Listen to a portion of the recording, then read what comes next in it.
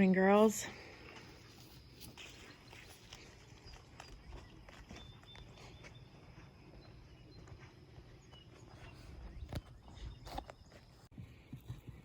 Hi, little one. Guess it rained last night. You're still wet.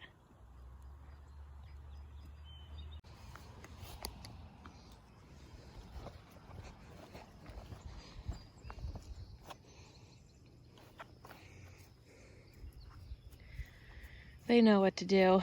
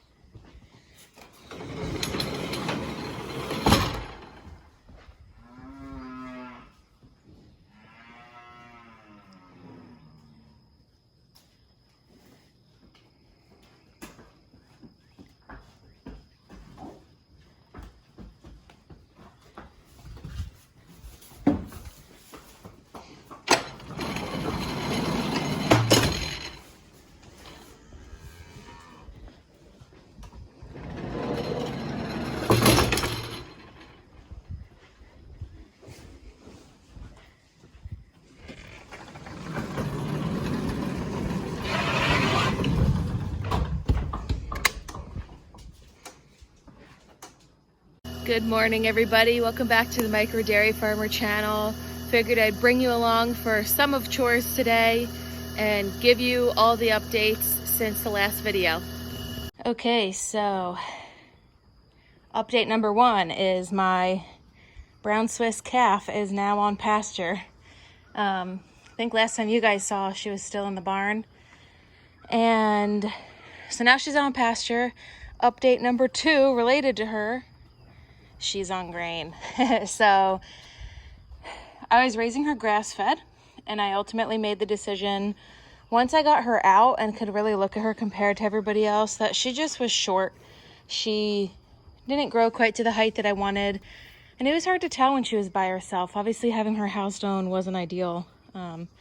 That's the part of being a small farm. But I decided to get her on some grain, which really doesn't bother me. I'm intrigued by 100% grass-fed for more of the like financial aspect, the low input aspect, going back to how things used to be before farmers like really made everything complicated.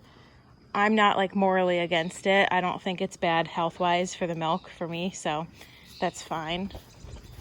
All right, girls, stay separate. So that's the update on her. It took some trial and error to get her trained to the fence. We ended up, we tried to just put her in with everybody and kind of block all the, you know, the ways out. She kept running over it. So then I basically put her in this corner over here and built up like a little mini 3-strand box with polywire on the inside. And at that point, she had already been shocked a few times, so just having the 3-strand being more of a visual block helped, so we got through it. So now she is on pasture with my Swiss dry cow and my Swiss heifer, who is due at the end of summer. I dried the Swiss cow off. That would be another update for you guys. She is due.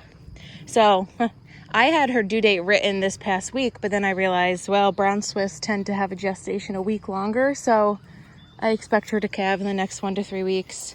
If she doesn't, then I will assume she lost the calf since I preg checked her, but it looks like she might be bagging up a little bit. So I still think she's pregnant.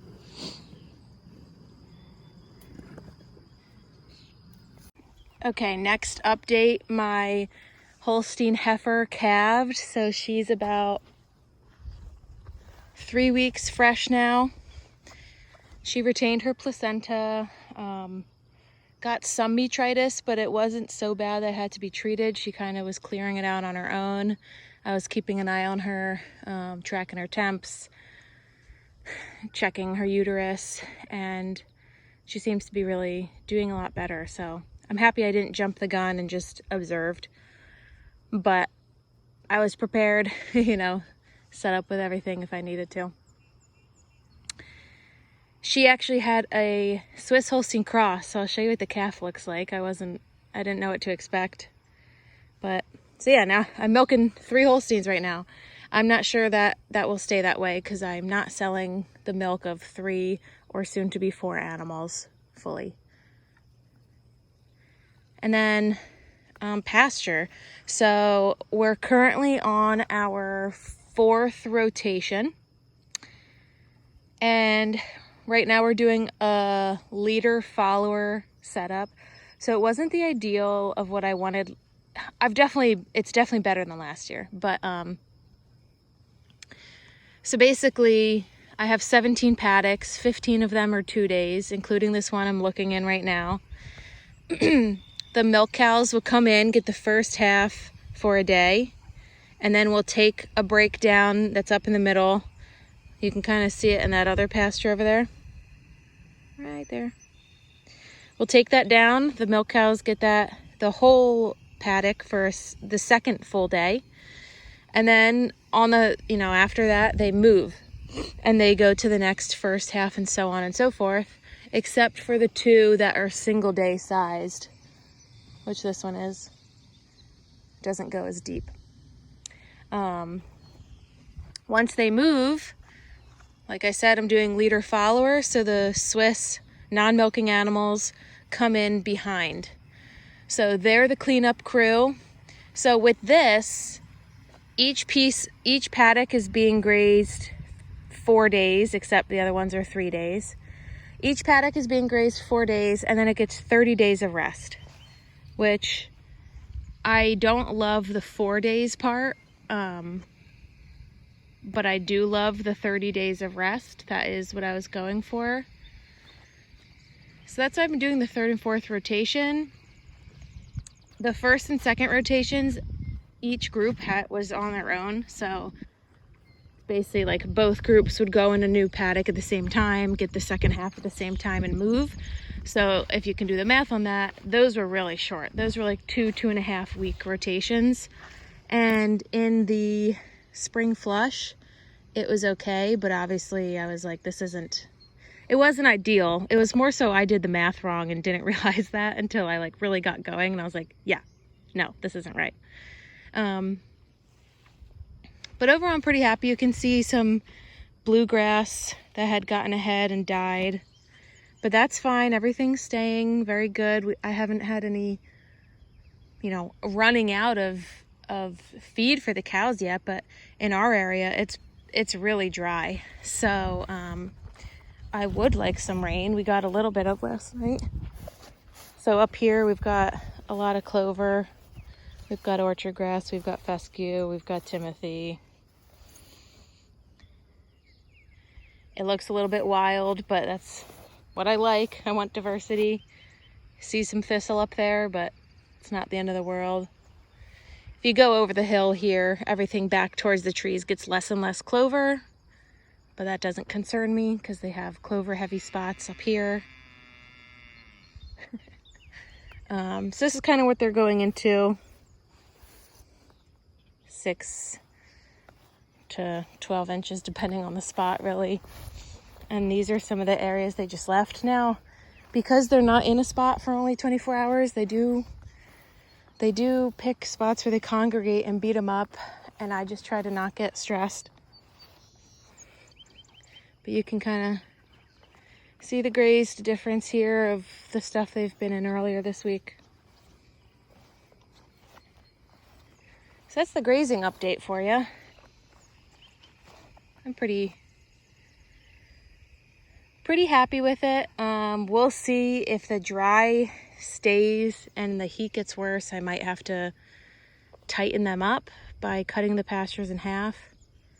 And I ended up doing 2-day lengths because I understand that they graze square areas better than narrow, and so getting this into a day would be cutting it here, all the way back there, just be a narrow lane. We'll see. Maybe that's the goal next year, to make it so we could literally get a 60-day rotation in the hot weather. That would be pretty cool. And then we have a laneway. Last year, I didn't even have a freaking laneway, so this thing is amazing. My husband keeps it mowed for me, so I've like basically never get ticks on me compared to last year. I got them all the time. And it doesn't bother me to get a little cow trail in here. I'd still rather it be dirt and natural than come in and put a bunch of stone and stuff that gets kicked out and you're always replacing. Things are going pretty good. I'll show you the new calf, and then I think that's the main update. Okay. So if you're wondering what a brown Swiss Holstein cross might look like, fully brown with black accents, and her tail is like pure black and white. So here she is. It's a heifer. She's healthy and doing great, and we'll see what her future holds. If she's gonna stay here on the micro dairy or go to a little homestead to be someone's pasture pet. That is a possibility. She would be a great milk cow. I just don't know if I need to raise her. But for now, she's part of the team. Okay guys, that is it for today's update. You know, really happy to have a calf here, happy to get some more calves, and hope you enjoyed. Let me know what you think about grazing. I'm really happy with how things are going this year. I wasn't taking videos last year for you guys to really be able to compare, but trust me, it's an improvement. I'll see you on the next video. Bye.